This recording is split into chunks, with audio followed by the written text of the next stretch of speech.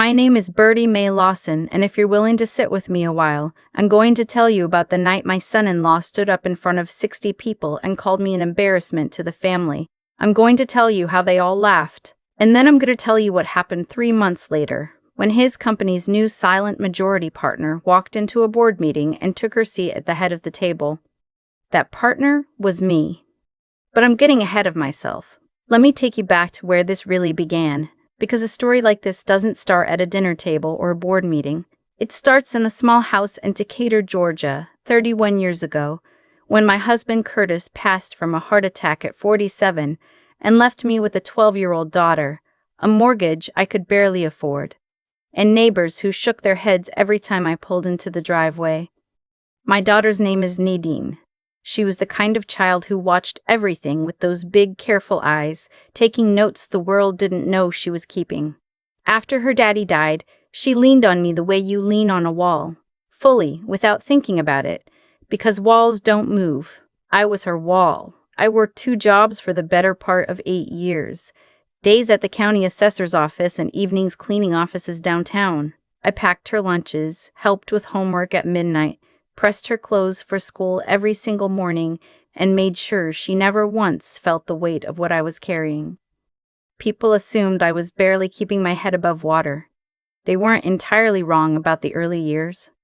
But what they didn't see, what I made sure nobody saw, was what I was doing with what little was left after every bill got paid.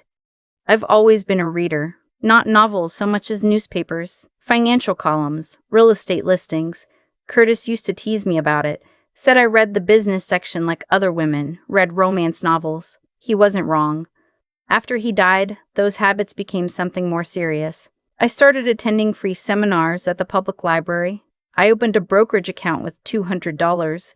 I read every book I could find on passive income, tax liens, property investment.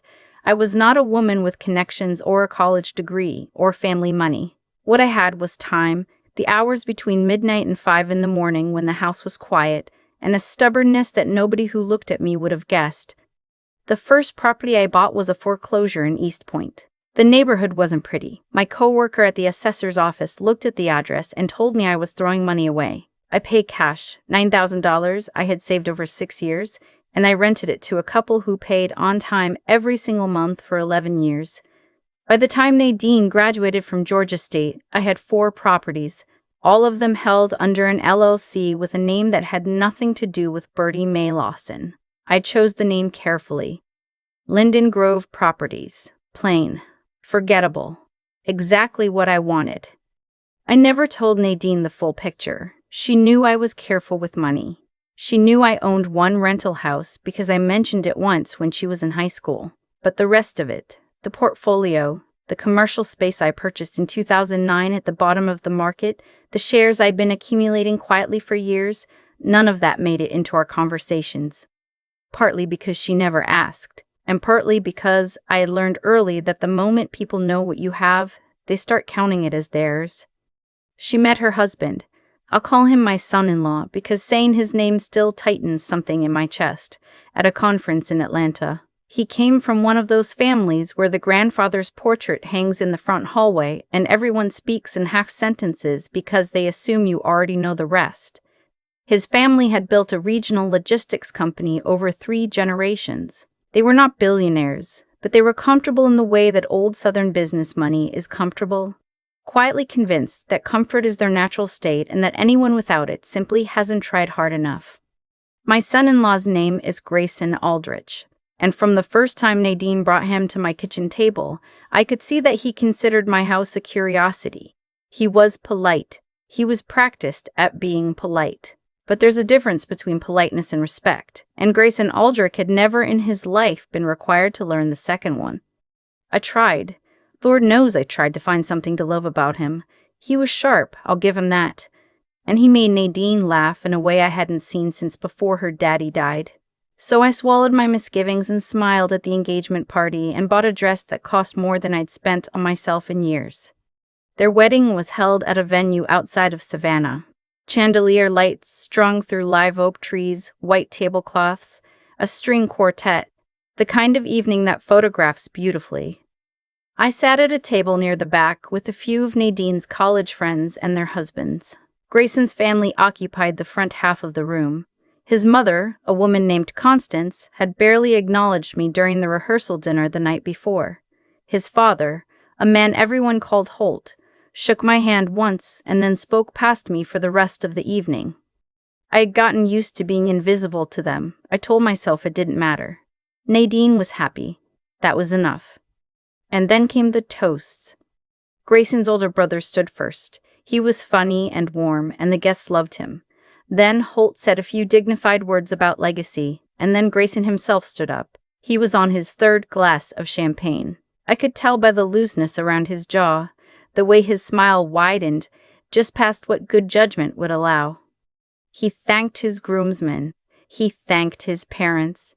He made a joke about Nadine that got a laugh. And then he looked toward my table and said, with the full confidence of a man who has never once faced a consequence he didn't see coming, and of course we have to acknowledge the mother of the bride, Nadine's mama, all the way from her little house in Decatur. He paused, and I watched the smile turn. She showed up in the same shoes she wore to the rehearsal last night, bless her heart, so I think we can all agree she is, how do I put this, the most budget-conscious guest in the room. The laughter came fast. Not cruel laughter, most of it, just the easy laughter of people who follow the lead of whoever's holding the microphone. Holt chuckled. Constance pressed her lips together and looked amused. A few of the groomsmen grinned. And Nadine, my daughter, my only child, the girl I had pressed clothes for and packed lunches for and stayed up with until midnight for more years than I could count. Nadine laughed too. It was a small laugh, quick. But it was there. I sat still. My hands were in my lap. I looked at no one in particular. Someone at my table touched my arm briefly and said nothing, which was the kindest thing anyone did that night. I did not cry. I did not leave. I sat through the rest of the reception like a woman carved out of something harder than grief, and I smiled when the photographer came by, because I was not about to give them a photograph of my pain to frame. There was only one person at that event who did not laugh. His name was Fielding Aldrich, Grayson's uncle, his father's younger brother, a quieter and considerably more serious man than anyone else in that family. He had spent 30 years building the operational side of Aldrich Logistics from a regional carrier into something with real weight. He was the one who actually understood how money moved and where it came from. When Grayson made his joke, Fielding went very still. He was looking at me. Not with pity, with recognition. Something behind his eyes shifted the way a man's expression shifts when he runs a familiar calculation and the answer comes back wrong. I had met Fielding once before, briefly, at a company dinner Nadine had brought me to months earlier. He'd been polite and unremarkable. But Linden Grove Properties had done business with Aldrich Logistics as a commercial tenant for 4 years. Fielding was the one who signed the lease renewals. I saw the moment it landed.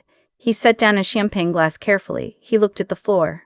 And then he looked back at me with an expression I knew better than to acknowledge in public. He knew exactly who I was. Where are you watching from today? I want to ask because I think about all the people who've sat at that kind of table. The one near the back. The one where everyone around them feels a little smaller than the room allows. This story belongs to anyone who has ever been reduced to a punchline by someone who had no idea what they were standing on. I drove home alone that night, 4 hours from Savannah to Decatur. I didn't play music. I thought about Curtis, about what he would have said. He would have said, "Baby, let them think what they think." Then he would have smiled, that slow smile, and said, "But don't let them think it for free." The thing about building wealth quietly over 30 years is that you develop a very particular patience. It's not passive patience. It's the kind that knows where everything is and when to move. I did not make any decisions on the drive home. I let myself feel the sting of the evening for exactly as long as it needed. And then, somewhere around Macon, I started thinking clearly again. Aldrich Logistics had been struggling. I knew this not from gossip but from watching. Their commercial accounts were overextended. Grayson, who had taken over the company's sales division 3 years earlier, had pushed them into markets they weren't yet equipped to serve reliably. The debt-to-revenue ratio had been quietly worsening. Holt was aging and less engaged. Fielding was holding the operational core together through sheer discipline, but you can only do that for so long when the front end of a business is spending faster than the back end can earn. What Grayson didn't know, what none of them knew, was that several of Aldrich Logistics' largest commercial contracts ran through properties and holding companies that reported, ultimately, to Linden Grove Properties. I had not sought out that position. It had assembled itself over years of quiet, careful acquisitions, but when the dust settled, I held enough of the financial structure underpinning their operation that my decisions carried real weight. I had simply never chosen to exercise it before. After the wedding, I started paying closer attention. I hired a CPA I trusted, a woman named Odette who had worked with me for 12 years and never once asked a question she didn't need the answer to, and I asked her to walk through every contract, every lease, every point of contact between my holdings and the Aldrich operation. It took about 3 weeks. When she was done, she slid a single page across the table and raised one eyebrow. The number of leverage points was more than I had realized, not because I had been scheming, because I had been buying smart for 3 decades and the world is smaller than people think. I did not act rashly. I want to be clear about that. What I did was methodical. A lease renewal that had previously been automatic was allowed to expire and then reissued on different terms. A logistics contract that ran through one of my commercial partners was quietly redirected. Payment schedules that had always moved smoothly began to require additional processing time. Nothing dramatic. Nothing that could be called malicious. Just the normal friction of business when someone who holds the strings decides to let them go slack. Grayson began to struggle in ways he couldn't explain. The deals that should have closed easily hit unexpected snags. Vendors who had always been accommodating became less flexible. He blamed the market. He blamed his staff. He blamed the market. He blamed his staff. He blamed the banks. Fielding said nothing publicly, but I knew from the silence that he understood. The man was not foolish. He had seen my face at that wedding. He had run the numbers. And now he was watching those numbers behave in ways that pointed, if you followed them far enough, back to the woman in the shoes Grayson had mocked before 60 guests.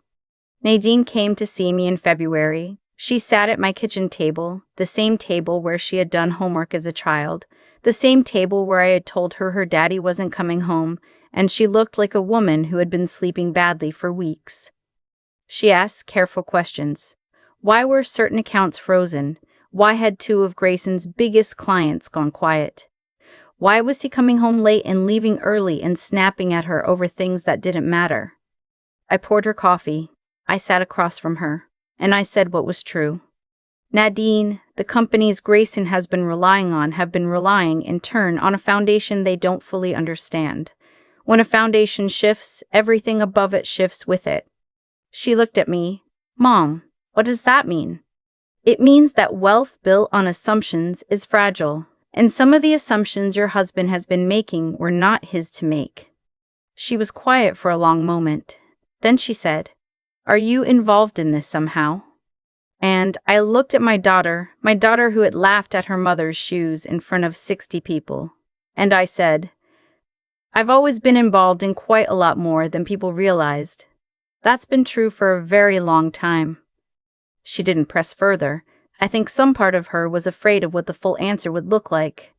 I did not tell her everything that day. She wasn't ready. And honestly, neither was I, because as much as I had not forgotten the wedding, I had also not stopped being her mother.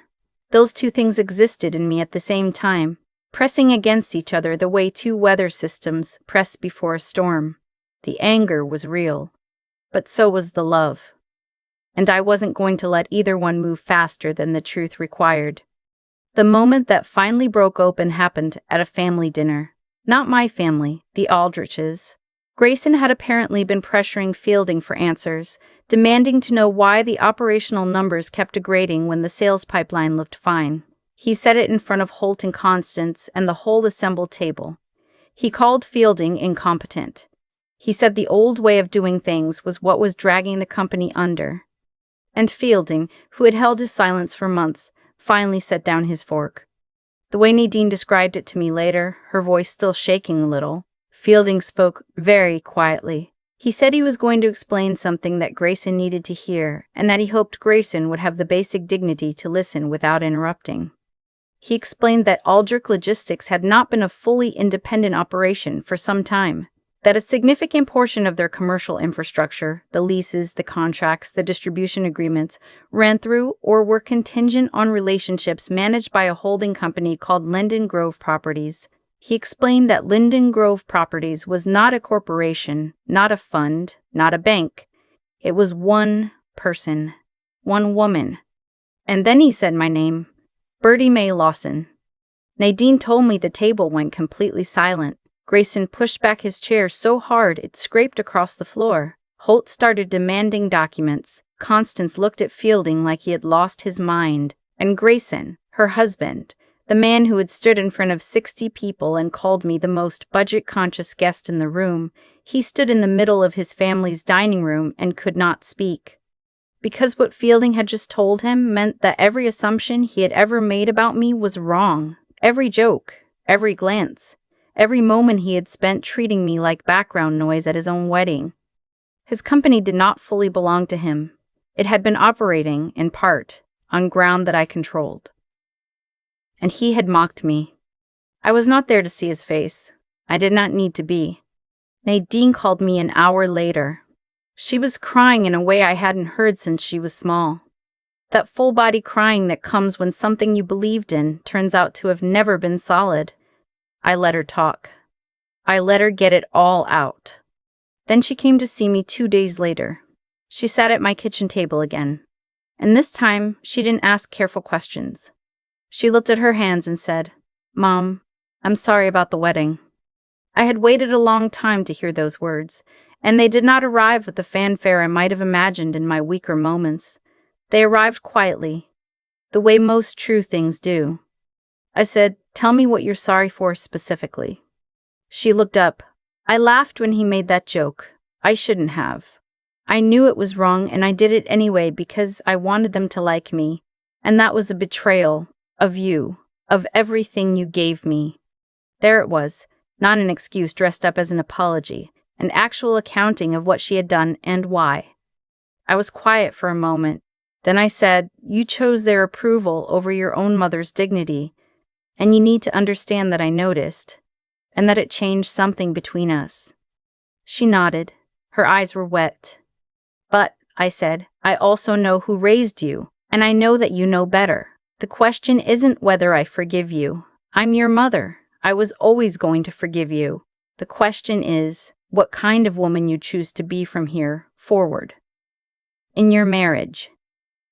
In your choices. In what you're willing to stand up for." She reached across the table and took my hand, and I let her. That was the beginning of something different between us. Not a return to. Before you can't go back to before. But something new that had room in it for the truth of what had happened. The confrontation with Grayson and the Aldriches came at Easter. They hosted dinner. I was invited, a stiff, formal invitation that I suspected Constance sent out of some calculation about appearances. I accepted. I wore the same style of simple dress I always wear to these things. Sensible shoes. I did not dress up or dress down. I came as myself because at 64 years old I am finished performing comfort for people who have not earned it. The table was tense from the moment I sat down.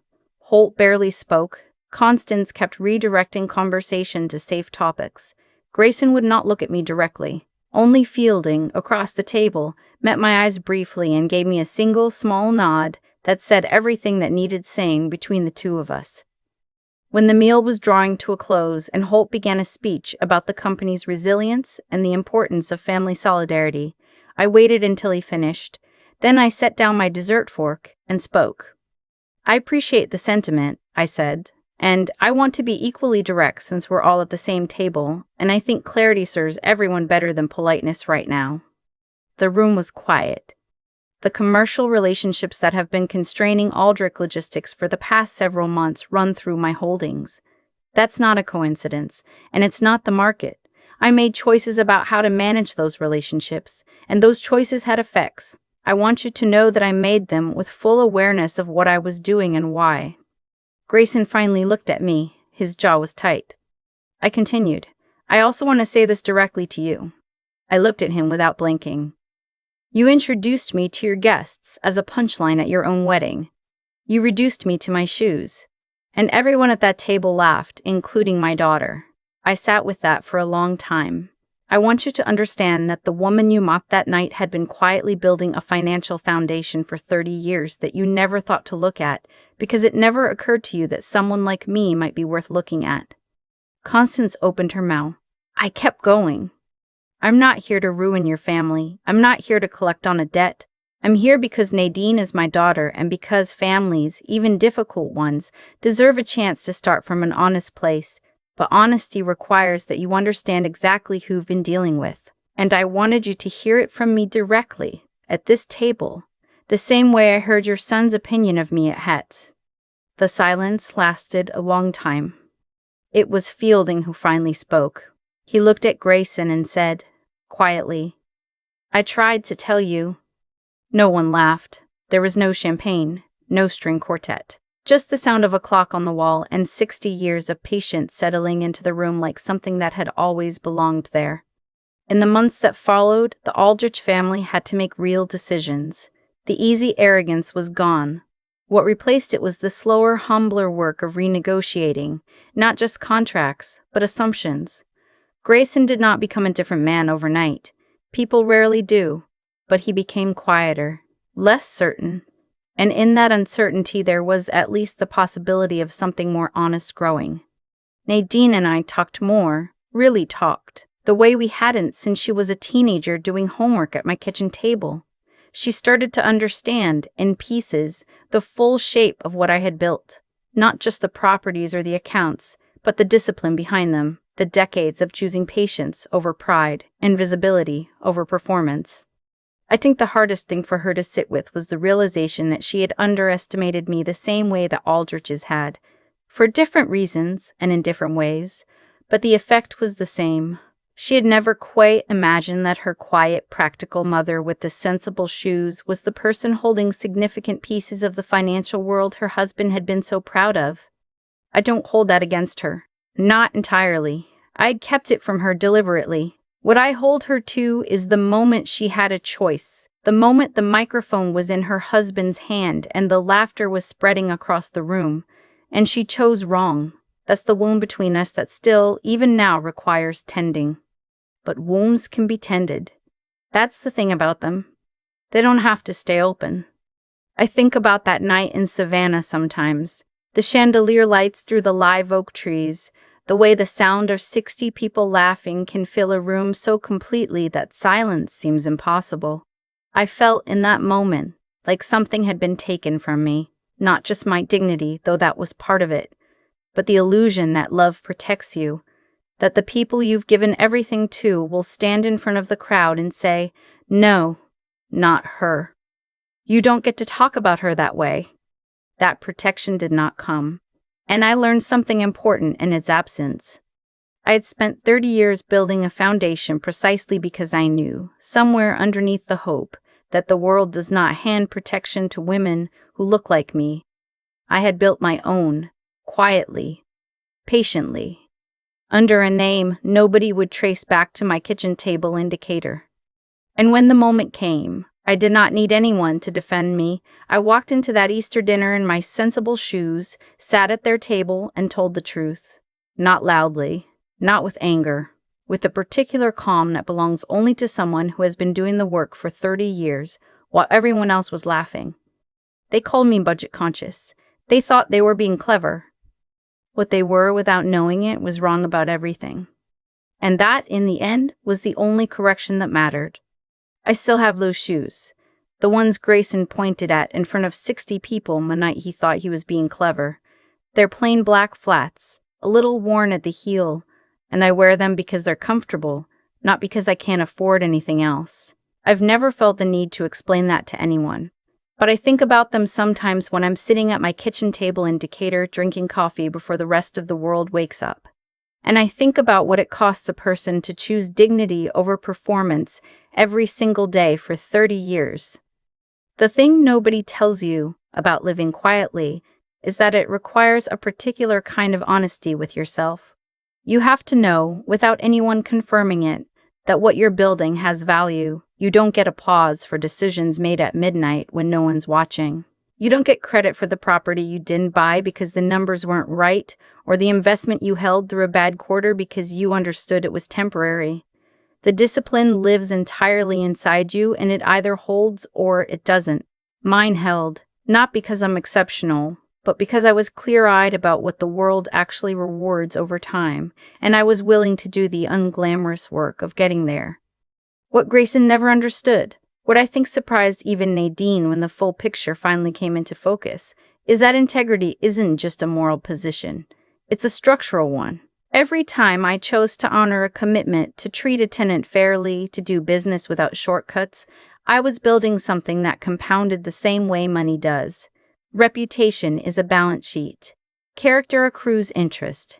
And when Fielding sat at that family dinner and said my name, the reason it landed with such weight wasn't just that I held financial leverage.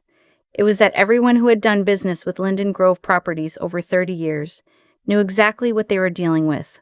There were no surprises in my ledger, no corners. I had cut that someone else would eventually have to pay for. And then there's what it took to get there.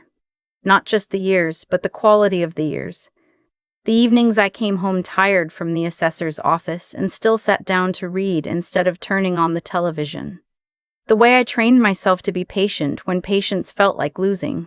The mornings after Curtis died when I had every reason to fold and I chose not to. Not because I was fearless, but because my daughter needed to see what it looked like to keep going anyway. Resilience isn't something you find when you need it. It's something you practice so many thousands of times in small, invisible moments that when the real test comes, it's simply what you do. Nadine is learning that now. It's slower than I'd like, and it costs us both more than it should have to. But I watch her choosing differently, little by little, and I recognize the work in it because I know what that work feels like from the inside. The shoes are still by my front door. I don't need to replace them. They carried me through the night of that wedding and into every room that came after. That's more than enough.